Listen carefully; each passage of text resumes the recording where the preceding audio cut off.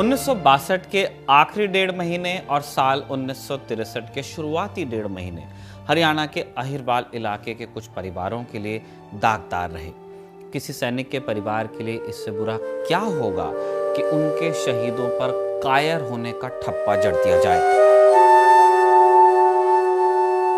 चीन की लड़ाई में जिंदा बचे सैनिकों ने जब वापस लौटकर बताया कि रेजांगला में क्या हुआ था, तो अधिकतर लोगों ने इस पर भरोसा नहीं किया। इस बात पर विश्वास करना मुश्किल ही था कि 13 कुमाऊं की चाली कंपनी के महज 120 सैनिकों ने चीन के 3000 से ज्यादा सैनिकों से भिड़ंत की, उन्हें वहीं रोक दिया। वो भी तब जब उनके पास कायदे के हथियार तो छोड़िए, ठंड से बचने के लिए कपड़े तक नहीं थे। ऐसी स्थिति में चीनियों से मुकाबला ऐसी चीज थी जिसकी कल्पना भी कोई नहीं कर सकता था। लोगों ने बस बैठे बैठे ही कयास लगा लिया कि वहां तैनात भारतीय सैनिकों को या तो चीन ने युद्धबंदी बना लिया होगा या वो डरकर भाग गए होंगे। इतिहासकार और भारतीय सेना के वीर चक्र विजेताओं पर द ब्रेव नाम की किताब लिखने वाली रचना बिष्ट रावत बीबीसी को बताती हैं कि वो जवान जो रेजांगला से वापस नहीं लौटे, उन 2-3 महीनों में उनको कायर कहा गया। ये जवान थे 13 कुमाऊं रेजिमेंट के चाली कंपनी के, जिसमें कुमाऊनी लोगों के साथ साथ अहीर सैनिकों को भी लिया जाता था। अहीर माने यादव। 13 कुमाऊं की चाली कंपनी के सीईओ थे मेजर शैतान सिंह भाटी। उनकी कंपनी में अधिकतर जवान हरियाणा के रेवाड़ी से आते थे। इस इलाके के गांव आज भी वॉरियर विलेजेस कहलाते हैं। वहां के लोग पुश्तों से फौज में जा रहे हैं।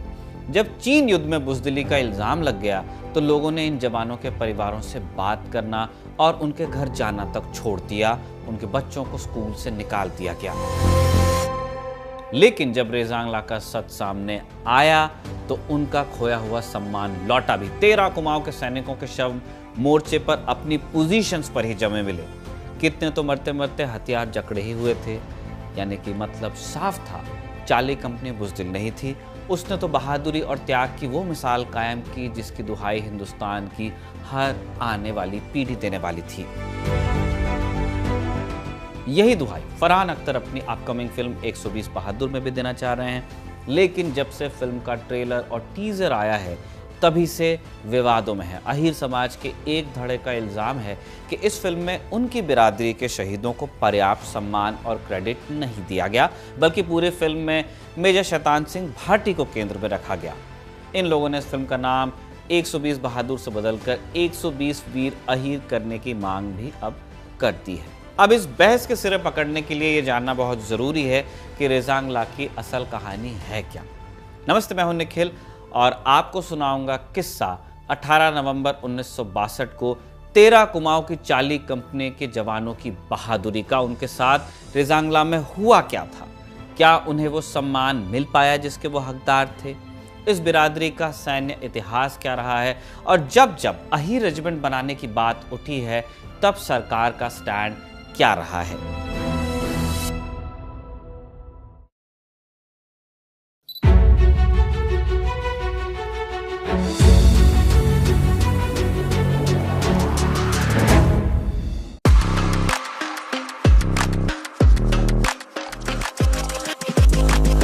चीन से युद्ध जब समाप्त हो गया उसके 3 महीने बाद यानी फरवरी 1963 में लद्दाख का एक चरवाहा भेड़ों के झुंड के साथ चुशूल में रेजांगला से गुजर रहा था। एक माउंटेन पास है वो दर्रा।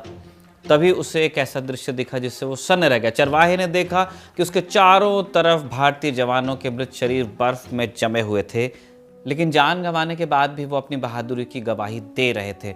उनके हाथों में बंदूकें थीं और उनकी उंगलियां बंदूक के ट्रिगर के साथ जमकर एक हो गई थी।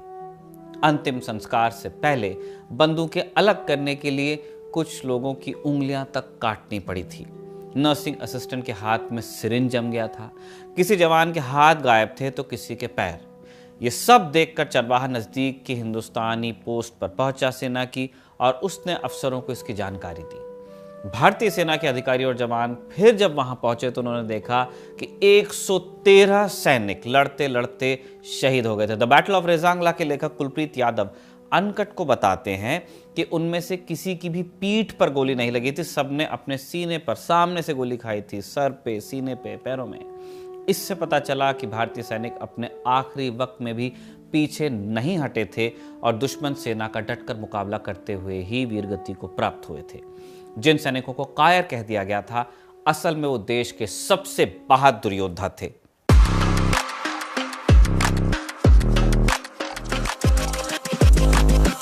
मेजर जनरल जगजीत सिंह अपनी किताब द सागा ऑफ लद्दाख में लिखते हैं कि 1963 में जब भारतीय अफसरों की एक टीम रेजांगला के मैदानों में पहुंची तो उन्होंने पाया कि चीनी सैनिकों ने भी उनकी बहादुरी की इज्जत की थी। उन्होंने शहीद जवानों के शरीरों को कंबल से ढका था और उनके बगल में भारतीय बेयोनेट गाड़ दिए थे। ऐसी 9 बेयोनेट्स वहां पे मिली। ये आउट ऑफ रिस्पेक्ट किया गया था। इन भारतीय जवानों ने भारत के नक्शे को बदलने से बचाया था। कैसे? 1947 में जब देश को आज़ादी मिली तो हमारे सामने कई चुनौतियां थी। इनमें से एक बड़ा संकट था गरीबी। इसी बीच हम पाकिस्तान के साथ सीमा विवाद में उलझ गए, लड़ाइयां हो गई। सरकार का पूरा ध्यान इन समस्याओं की ओर चला गया और सेना को हम पर्याप्त बजट दे नहीं पाए। दूसरी ओर 1954 के पंचशील समझौते के बाद हिंदी चीनी भाई भाई का नारा लोकप्रिय होने लगा। नेहरू सरकार ने चीन के मंसूबे और ताकत का ठीक अंदाजा लगाने में चूक कर दी, गलती कर दी। इसलिए जब चीन ने भारत पर हमला किया तो देश इसके लिए पूरी तरह तैयार नहीं था और भारत इस युद्ध को बुरी तरह हारा। चीन ने हमला किया, वो हमारी सीमा में जहां तक आना चाहता था आया और फिर एक तरफा संघर्ष विराम का ऐलान करके लौट भी गया। लेकिन इसी युद्ध ने रेजांगला में शहीद हुए सैनिकों को हमेशा हमेशा के लिए अमर भी किया। 113 भारतीय सैनिक शहीद हुए। यहाँ पर 5 जवानों को बंदी बना लिया गया। 1 की मृत्यु चीन की कैद में हुई और 4 वापस देश लौट पाए। जब ये लौटे तो रेजांगला की पूरी कहानी फिर दुनिया के सामने आई इन्हीं की ज़बानी।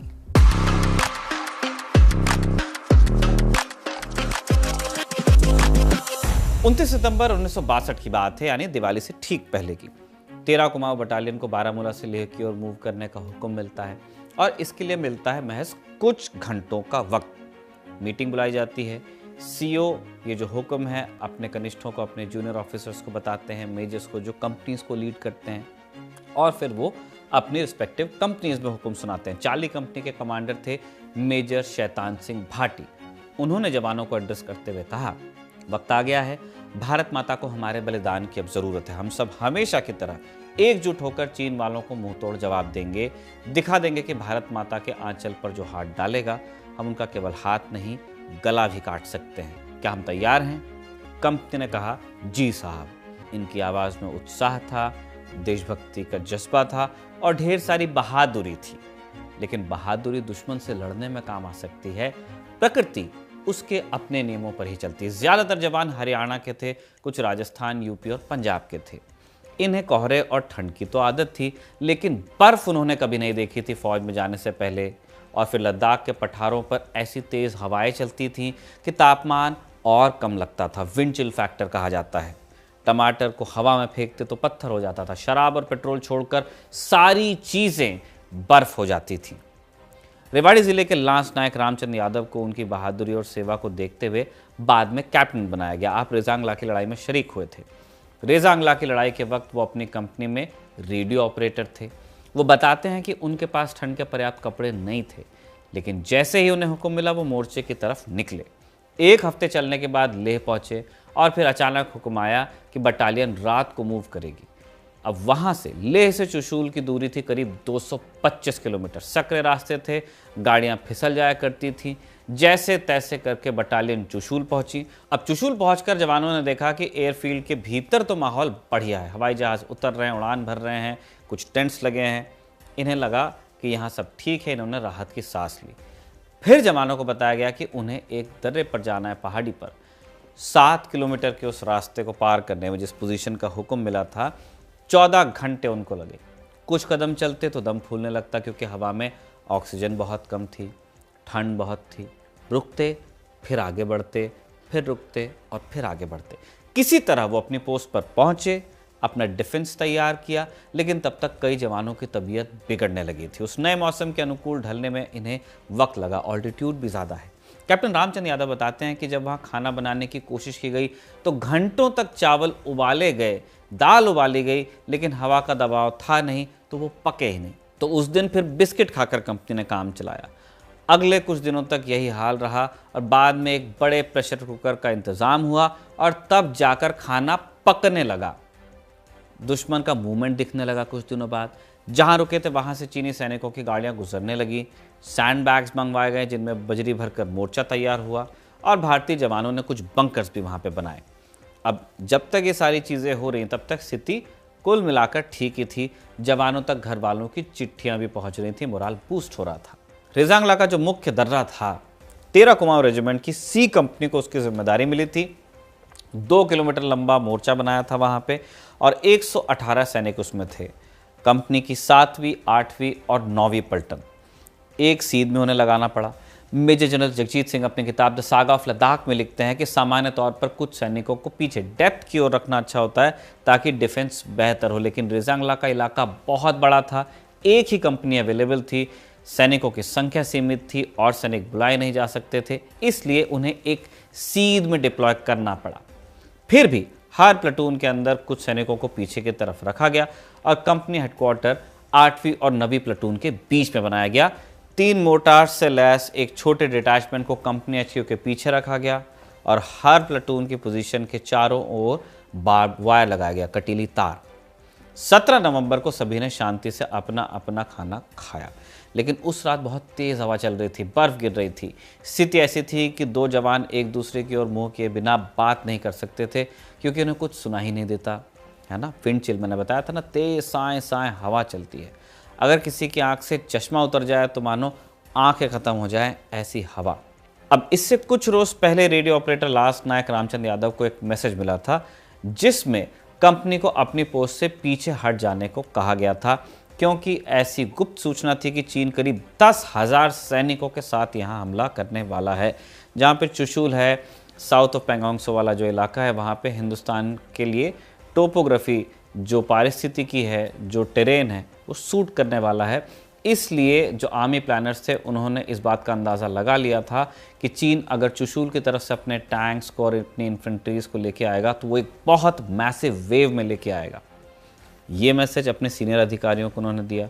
जवानों से फिर राय मशविरा हुआ और पूरी कंपनी ने एक सुर में कहा कि हम जान गंवा देंगे लेकिन 1 इंच भी अपने पोस्ट से पीछे नहीं हटना चाहते हैं। चीनी सैनिक 16,000 फीट की ऊंचाई पर थे जबकि भारतीय सैनिक 18,300 फीट की ऊंचाई पर थे। हवलदार निहाल सिंह तब मेजर शैतान सिंह के अंगरक्षक हुआ करते थे। वो बताते हैं कि 13 कुमाऊं बटालियन की चाली कंपनी 2 किलोमीटर की एक पहाड़ी पर कई प्लेटून्स में बटी हुई थी जो चुशूल की एयर स्ट्रिप की रक्षा कर रही थी। तब लद्दाख में आज की तरह सड़कों का जाल नहीं था, कनेक्टिविटी बहुत पुअर थी। ऐसे में चुशूल की एयर स्ट्रिप दक्षिणी लद्दाख में तैनात फौज के लिए लाइफलाइन थी। यहीं से हथियार और रसद की जो सप्लाई हो पा रही थी यहीं से थी। अब ये हाथ से चली जाती अगर स्ट्रिप तो पूरा इलाका हाथ से चला जाता। इसलिए 13 कुमाऊं की चाली कंपनी पर एक बहुत बड़ी जिम्मेदारी थी।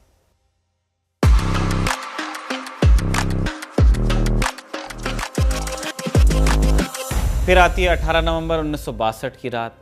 रविवार का दिन था। दिवाली देश मना चुका था और रेजांगला में तापमान -18 डिग्री सेल्सियस था और भी ठंडा होता जा रहा था विंड चिल फैक्टर के चलते। हर पलटन ने अपने सामने लगभग 300 मीटर की दूरी पर एक लिसनिंग पोस्ट यानी एलपी बना ली थी। सुबह के लगभग 3 बजे दुश्मन की हलचल दिख गई। एलपी के कमांडर्स ने पहले से जो तय संकेत थे उनके जरिए अपनी अपनी प्लेटून्स को खबर दे दी। सामान्य तौर पर लिसनिंग पोस्ट का काम सिर्फ दुश्मन की जानकारी देना होता है, उनकी डायरेक्शन क्या है, नंबर क्या है, आगे बढ़ने की रफ्तार क्या है। जानकारी देने के बाद एलपी को तुरंत मेन प्लेटून की पोजीशन पर लौट आना होता है। उन्हें दुश्मन को रोकने या मुकाबला करने की ज़रूरत नहीं होती, वो हुक्म नहीं होता, क्योंकि ये पोस्ट सिर्फ 3 या 4 लोगों से बनी होती है और अगर ये रुक कर लड़ें तो ये बहुत बड़ा रिस्क होगा, क्योंकि इतने कम लोग दुश्मन को ज़्यादा देर तक ऑब्वियसली रोक नहीं सकते, कम से कम जब एक बड़ी वेव आ रही हो।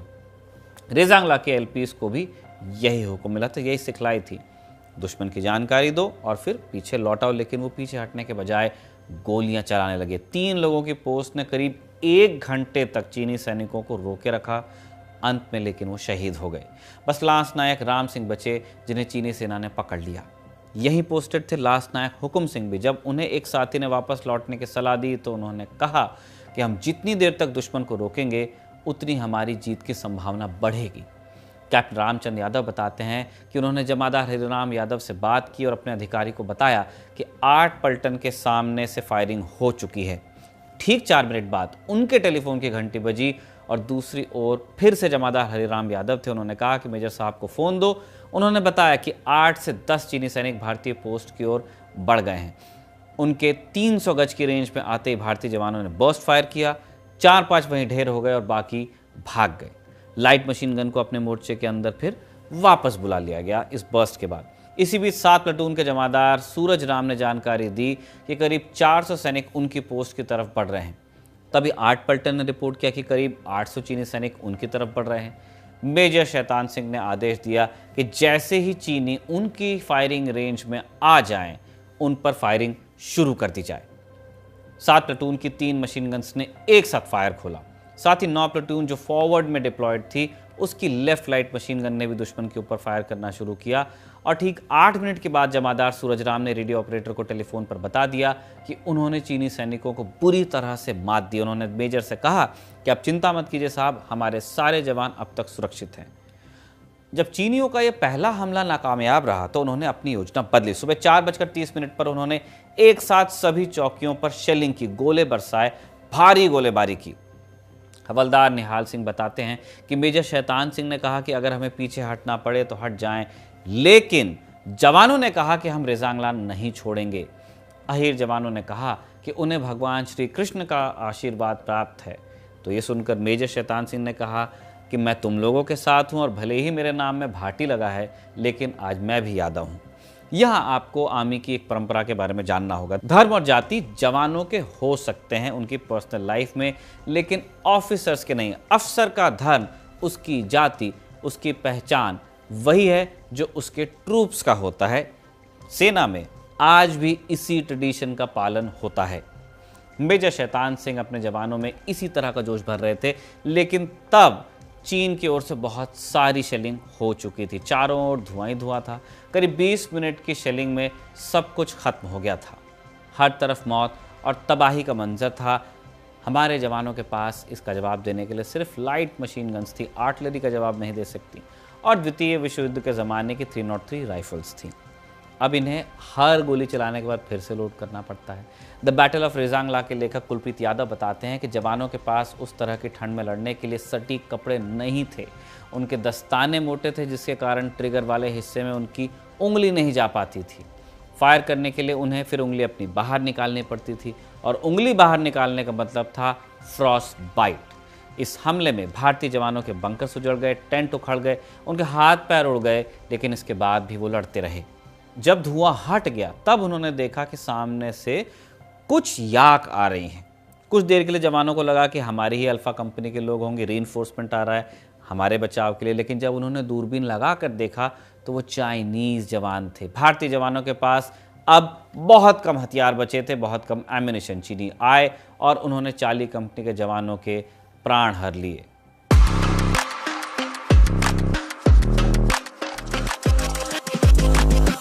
मेजर जनरल जगजीत सिंह अपनी किताब में लिखते हैं कि एक समय तो कुछ अहीर जवान नंगे हाथों से भी लड़े। 2 जवानों ने एक मशीन गन की पोजीशन पर हमला किया, लेकिन 2 फीट की दूरी पर ही मारे गए। एक हट्टे कट्टे अहीर जवान ने एक चीनी सैनिक को उठाकर रेजांगला की चट्टानों से नीचे ही फेंक दिया, जिससे उसकी मौत हो गई।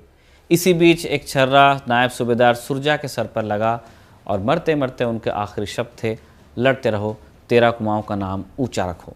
इसके बाद भारतीय जवान अंत तक लड़ते रहे। न कोई दया मांगी गई और न ही कोई दया की गई। इधर मेजर शैतान सिंह की बाह में शेल का एक टुकड़ा आकर लग गया था। उन्होंने पट्टी करवाने के बाद लड़ाई जारी रखी। तभी एक चीनी सैनिक का पूरा बर्स्ट उनके पेट में लग गया। ढेर सारी गोलियां जो एक साथ चलती हैं, और वो नीचे गिर गए। मेजर शैतान सिंह बहुत अधिक खून बह जाने की वजह से बार बार बेहोशी की हालत में चले जा रहे थे। इस मुश्किल समय में उनके साथ थे लांस नायक रामचंद्र यादव। वो बताते हैं, साहब के बेहोश होते ही मैंने जाकर उन्हें झकझोरा। होश में आए साहब तो उन्होंने कहा कि रामचंद्र, पेट में बहुत दर्द हो रहा है, मेरा बेल्ट खोल दे। रामचंद्र ने बेल्ट खोलने से इनकार कर दिया, क्योंकि इससे ठीक पहले उन्होंने मेजर के घाव के पास हाथ लगाकर देखा था। उन्हें नज़र आ गया था कि मेजर शैतान की आंतें उनकी बेल्ट के नीचे थीं, यानी बाहर आ गई थीं। मेजर फिर बेहोश हो गए। फिर से होश में आए रामचंद्र ने उन्हें बताया कि भारी गोलीबारी हो रही है, दुश्मन फिर से आ रहा है। और तब मेजर शैतान सिंह ने कहा कि बटालियन में जाओ रामचंद्र और उन्हें बताओ कि कंपनी कितनी बहादुरी से लड़ी और शहीद हो गई। इसके बाद भी रामचंद्र यादव उन्हें छोड़कर जाने को तैयार नहीं हुए। चारों तरफ लाशें बिखरी पड़ी थीं। मेजर शैतान सिंह का टेंट तहस नहस हो गया था। दोस्त चिमन का सर धड़ से अलग पड़ा था उनके। मंडोला गांव के महेंद्र सिंह की टांगें बुरी तरह कुचली जा चुकी थीं। 5:15 बजे मेजर के प्राण निकल गए थे। इसके बाद रामचंद्र यादव ने उनके पार्थिव शरीर को ढकना चाहा, कुछ नहीं मिली तो बर्फ से ही ढक दिया।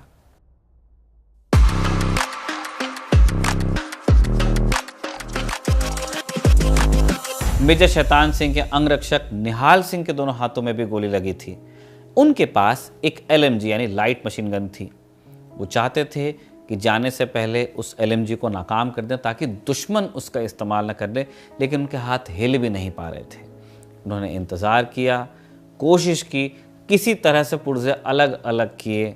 दर्द बढ़ता उनका जा रहा था, शरीर सुन्न पड़ रहा था, लेकिन उन्होंने किसी तरह उस गन को निष्क्रिय किया। निहाल सिंह बताते हैं कि वहाँ बर्फबारी हो रही थी। शाम 5 बजे के आसपास चीनी सैनिक उन्हें अपनी चौकी पर ले गए।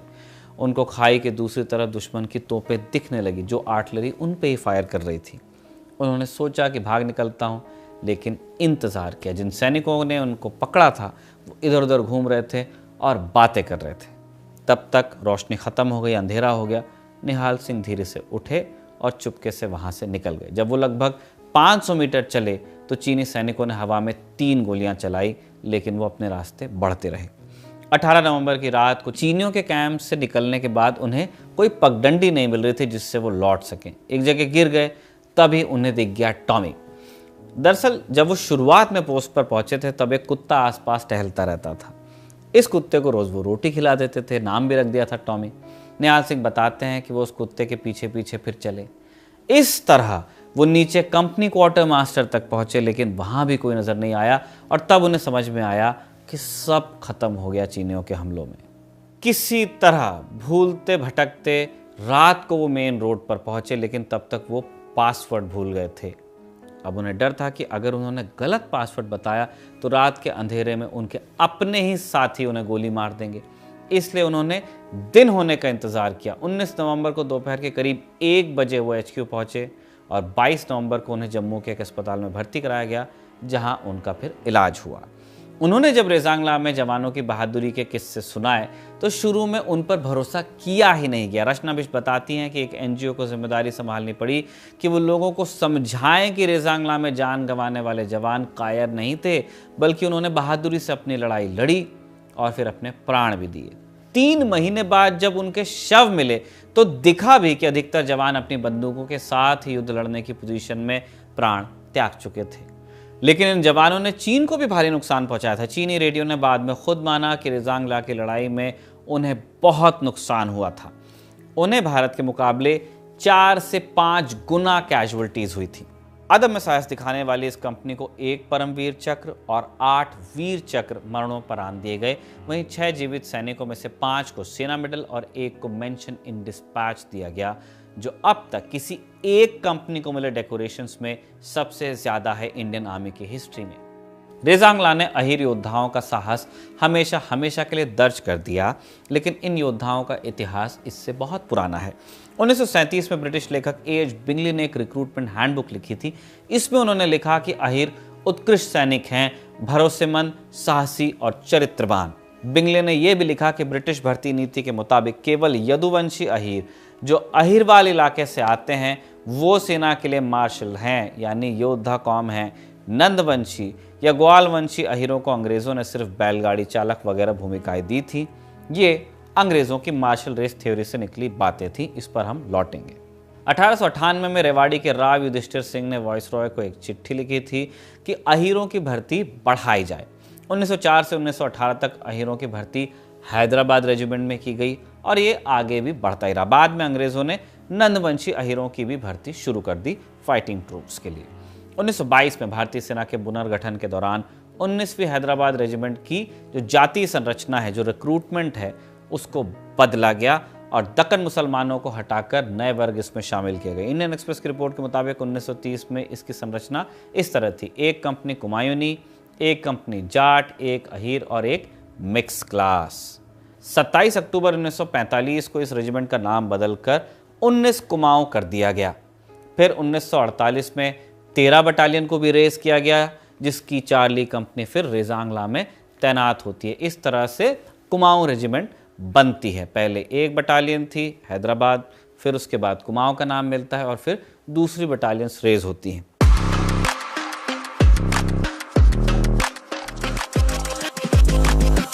भारत के इतिहास में समय समय पर कई बार अलग से अहीर रेजिमेंट बनाने की मांग उठती रही है। जनवरी 2023 में लोकसभा में एक सवाल के जवाब में रक्षा राज्य मंत्री अजय भट्ट ने कहा था कि भारतीय सेना में जाति आधारित रेजिमेंट्स अस्तित्व में नहीं है। अहीर रेजिमेंट बनाने का कोई प्रस्ताव भी विचाराधीन नहीं है। सरकार की नीति के अनुसार भारत का प्रत्येक नागरिक, चाहे उसका वर्ग, जाति, क्षेत्र या धर्म, भाषा कुछ भी हो, भारतीय सेना में भर्ती के लिए पात्र है, वॉलंटियर कर सकता है। उन्होंने आगे कहा कि आज़ादी के बाद से सरकार की नीति रही है कि किसी विशेष वर्ग, समुदाय, धर्म या क्षेत्र के नाम पर नई रेजिमेंट नहीं बनाई जाएगी। अब यहाँ हम आते हैं एक टची टॉपिक पे। ये बात अपनी जगह सही है कि सेना में आज़ादी के बाद धर्म, जाति या इलाके के आधार पर कोई नई रेजिमेंट नहीं बनी, लेकिन ये भी सच है कि सेना में ऐसी रेजिमेंट्स हैं जिनमें धार्मिक या जातीय आधार पर भर्ती होती है। मिसाल के लिए आप सिख रेजिमेंट को लीजिए। इसके फाइटिंग ट्रूप सिर्फ और सिर्फ जट सिख होते हैं। मजहबी सिख इस रेजिमेंट में नहीं लिए जाते। मजहबी और रविदासिया सिखों को, कथित पिछड़े वर्ग से आने वाले सिख जो हैं, वो सिख लाइट इन्फेंट्री में लिए जाते हैं। सिख और सिखलाई दोनों में सिख जवान भर्ती होते हैं, लेकिन एक में अगड़ी जाति के, एक में पिछड़ी जाति के। आइए भारत के राष्ट्रपति के अंगरक्षकों पे, ये आते हैं प्रेसिडेंट्स बॉडीगार्ड से, पीबीजी से। अब ये रेजिमेंट टेक्निकली सेना की कैवलरी का हिस्सा है, आर्मर्ड कोर का, भले इनकी ड्यूटी ज़्यादातर सेरेमोनियल ही रहे। पीबीजी में 3 ही जातियों के लोग भर्ती होते हैं: जट सिख, राजपूत और जाट। भर्ती का ये जो तरीका है अंग्रेज लेकर आए थे। मार्शल रेस थ्योरी उन्होंने दी। मोटा माटी इस थ्योरी का निचोड़ क्या था कि जो कौमें 1857 में अंग्रेजों की तरफ से लड़ ली, बहादुर हो गई, मार्शल रेस कहलाई। जो खिलाफ लड़ी वो बुजदिल हो गई, नॉन मार्शल हो गई। 1857 के बाद अंग्रेज फौज में मार्शल रेसेस को ही प्रधानता मिली भर्ती में। कथित नॉन मार्शल रेसेस से या तो भर्ती कम हो गई या फिर उन्हें ऐसी रेजिमेंट्स में जगह दी गई जहां साथ में मार्शल रेसेस भी हों, काबू में रहें। भर्ती का ये तरीका आज के हिसाब से है तो अनैतिक, और इसका कोई वैज्ञानिक आधार भी 21वीं सदी में बाकी नहीं रह गया है। लेकिन सेना ये तर्क देती है कि उसके यहाँ परंपरा का महत्व है। उसने जातीय आधार पर भर्ती शुरू नहीं की। जिस रेजिमेंट में जैसी भर्ती होते आ रही थी, जो ट्रेडिशन था, उससे कंटिन्यू किया, और इस रेजिमेंट सिस्टम ने जवानों के बीच बंधुत्व और एस्पिरिट डे कोर बनाने में बहुत मदद की है। जातीय आधार पर बनी रेजिमेंट्स ने आज तक लड़ी हर लड़ाई में बढ़िया नतीजे दिए हैं। So why fix something that is not broken. आज़ादी के बाद बनाई गई ब्रिगेड ऑफ गार्ड्स एक all India all class regiment है और इसने भी शानदार प्रदर्शन किया है। इसी रेजिमेंट के लास्ट नायक एल्बर्ट इक्का को 1971 की लड़ाई में वीरता दिखाने के लिए मरणोपरांत परमवीर चक्र से डेकोरेट किया गया था। माने all India all class regiments बिना मार्शल रेस रिक्रूटमेंट के भी वही काम कर सकती हैं जो सिंगल क्लास या सिंगल कास्ट रेजिमेंट कर लेती हैं। लेकिन सेना का तर्क है कि परंपराओं का पालन जरूरी है और सब ठीक चल रहा है तो बदलें क्यों। अब मज़ेदार बात यह है कि मार्शल रेस थ्योरी के आधार पर तय हुआ ये रिक्रूटमेंट सिर्फ आर्मी में है, और आर्मी में भी सिर्फ इन्फेंट्री में है। प्राइमरीली आर्मर्ड कोर, आर्टिलरी या मैकेनाइज्ड इन्फेंट्री के फिर उन कुछ यूनिट्स में आपको मिलेगा जो कभी इन्फेंट्री का हिस्सा रही थी, बाद में कन्वर्ट हुई। सेना की बाकी जो कोर हैं या जो बाकी ब्रांचेस हैं, वहाँ इलाके, जातीय, धर्म के आधार पर भर्ती नहीं होती है। मज़ेदार बात यह भी है कि वायुसेना और नौसेना के स्क्वाड्रन्स या शिप्स जो यूनिट्स हैं, पूरी तरह ऑल इंडिया ऑल क्लास हैं। एक धर्म, जाति या इलाके से न आ पाने के कारण वायुसेना या नौसेना में एस्पिरिट डे कोर की कमी रही हो, ऐसी शिकायत आज तक नहीं आई है। तो अहीर रेजिमेंट की मांग बार बार उठने और पूरी न होने के पीछे यही कारण है। अहीर गुट कहते हैं कि बाकी जातियों के रेजिमेंट है तो हमें भी दो। सेना या सरकार कहती है कि बाकी जातियों को हमने तो नहीं दिया, अंग्रेज ने दिया, हम बस कंटिन्यू कर रहे हैं। हमने जात के आधार पर नई रेजिमेंट नहीं बनाई तो अहीरों के लिए भी नहीं बना सकते। दरअसल ये मामला सिर्फ भावनात्मक भर नहीं है, आर्थिक भी है। अग्निवीर योजना के आने से पहले फौज इकलौती नौकरी थी जो 16.5 से 18 साल के लड़के को भर्ती के साथ 70,000 करीब तनख्वाह देती थी। आज से 4 साल पहले की मैं आपको बात बता रहा हूं, जब अग्निवीर योजना आई थी। इसलिए अलग रेजिमेंट की मांग को यदाकदा बल मिल जाया करता था, है ना। योजना का नाम है अग्निपथ, बनते हैं उससे अग्निवीर। अग्निपथ योजना को लेकर शुरुआत में कहा गया कि इसमें ऑल इंडिया क्लास भर्ती ही होगी। तब सवाल उठा कि सिंगल क्लास रेजिमेंट्स का क्या होगा फिर, लेकिन टाइम के साथ क्लियर हुआ कि अग्निवीर भर्ती में भी जाति प्रमाण पत्र लगेगा। अब जाति प्रमाण पत्र जब एक बार ले लिया आवेदन के वक्त, तो फिर ऑल इंडिया और क्लास रिक्रूटमेंट का क्या हुआ? जवाब है कुछ नहीं, जैसे चल रहा था चल रहा है। अभी भी बहस ही चल रही है कि सिंगल क्लास रेजिमेंट्स को बरकरार रखा जाए या न रखा जाए। इसलिए अही रेजिमेंट की मांग पूरी भले न हो, लेकिन वो उठना भी बंद नहीं होती है। खैर, जिस फिल्म को लेकर ये विवाद फिर उपजा है, यानी 120 बहादुर, वो 21 नवंबर 2025 को सिनेमाघरों में आने वाली है। रेजांगला की कहानी हमने आपको बताई, वहाँ शहीद अहीर जवानों की बहादुरी भी हमने आपको बता दी, मेजर शैतान सिंह भाटी की बहादुरी का किस्सा भी हमने आपसे कहा। अब फिल्म में किसे इग्नोर किया गया है या किसे केंद्र में रखा गया है, ये फिल्म आने के बाद पता चल सकता है। आप इस पूरे मामले पर क्या सोचते हैं, हमें कमेंट बॉक्स में लिखकर ज़रूर बताइएगा। इस वीडियो में इतना ही। इसे कैमरे पर रिकॉर्ड किया था इरशाद ने और किस्सा के इस एपिसोड को लिखा था रवि सुमन ने। आप देखते रहिए खबरगांव।